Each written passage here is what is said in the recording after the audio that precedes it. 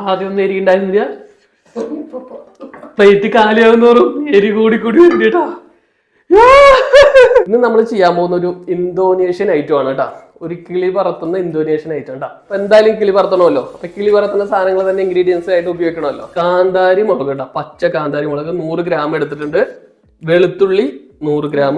പിന്നെ ഇതിലേക്ക് ആവശ്യമായിട്ടുള്ള ചെറുനാരങ്ങ. കാന്താരി മുളക് ജസ്റ്റ് ഒന്ന് ഫ്രൈ ചെയ്ത് എടുക്കണം കേട്ടോ.